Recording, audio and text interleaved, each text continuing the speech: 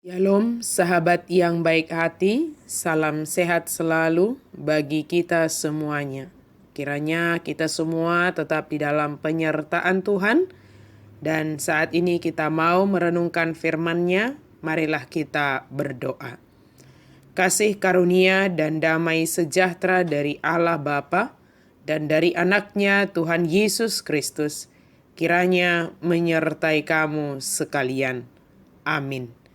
Firman Tuhan bagi kita pada hari ini dari Yesaya 35 ayat 4. Katakanlah kepada orang-orang yang tawar hati, kuatkanlah hatimu, janganlah takut.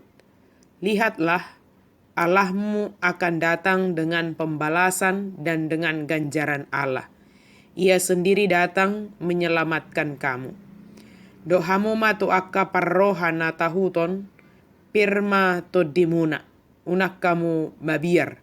Idama debatamunai ro martubolhon, dohot mamalosson. Rodo ibana tongon paluahon hamu. Kuatkan hatimu, janganlah takut. Apakah yang membuat kita menjadi tawar hati? Mungkin ada pergumulan yang sedang kita hadapi. Atau kita sedang menghadapi orang yang tidak mau berubah, walau sudah selalu diingatkan, sehingga kita tawar hati terhadapnya, bahwa memang tidak akan terjadi perubahan sedikit pun padanya.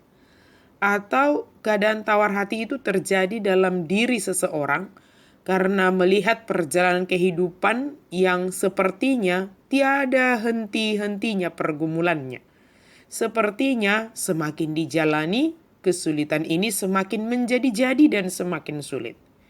Tawar hati bisa membuat orang jatuh kepada pesimis dan akhirnya jatuh kepada keputusasaan. Pergumulan, kesulitan, dan hal lainnya yang sedang dihadapi dengan mengandalkan pikiran dan kemampuan secara manusia sering membuat seseorang menjadi tawar hati. Misalnya, ketika orang Israel terbuang ke Babel dan mereka melihat bahwa yang ikut terbuang adalah para pemimpin, orang-orang yang pintar, orang-orang yang berpengaruh, dan yang bisa dipekerjakan di istana Babel. Sehingga mereka berpikiran bahwa tidak ada kemungkinan lagi untuk kembali ke Yerusalem. Siapa yang akan memimpin?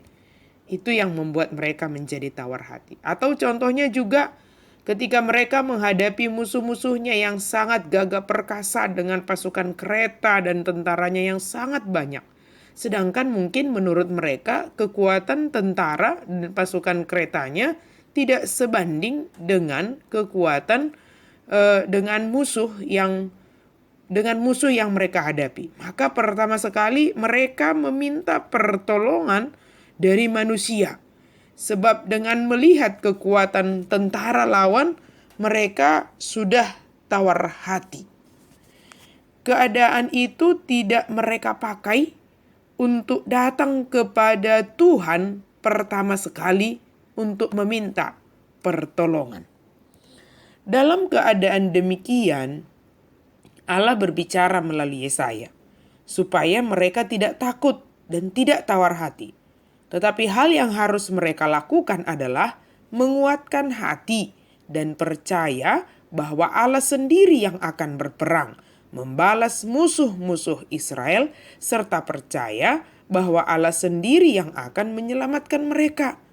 Keadaan ini seharusnya membawa mereka kepada iman yang semakin kuat dan mendekatkan diri kepada Tuhan. Sahabat yang baik hati, yang diberkati Tuhan, terkadang kita menghadapi masalah yang menurut pikiran kita sendiri, kita tidak akan sanggup untuk menyelesaikannya. Dan kita menjadi tergoda untuk terlebih dahulu mengandalkan pikiran atau orang yang ada di sekitar kita. Maka saat ini, sesuatu apapun, keadaan dan pergumulan hidup kita, tetaplah kuatkan hati dalam menghadapinya. Kemudian jalinlah hubungan yang dekat dengan Tuhan di dalam iman percaya bahwa Allah sanggup menolong dan menyelamatkan kita. atas segala kesulitan dan pergumulan yang sedang kita hadapi. Ingatlah bahwa Allah adalah penyelamat kita dari segala keadaan kehidupan ini. Tetapi pakailah keadaan tersebut mendekatkan kita kepada Tuhan dan menguatkan hati kita selalu terpaut kepada Tuhan. Amin. Mari kita berdoa. Terima kasih Tuhan untuk firman-Mu. Terima kasih Tuhan untuk kebaikan-Mu, pertolongan-Mu, keselamatan yang Kau berikan kepada kami. Sanggupkan kami Tuhan untuk selalu kuat dalam menghadapi keadaan hidup kami. Apapun yang kami hadapi, biarlah semua itu kami pakai, membuat kami semakin dekat, menyerahkan diri kami kepada Tuhan. Berserah sepenuhnya hanya kepadamu saja. Dalam nama Yesus kami berdoa dan bersyukur. Amin.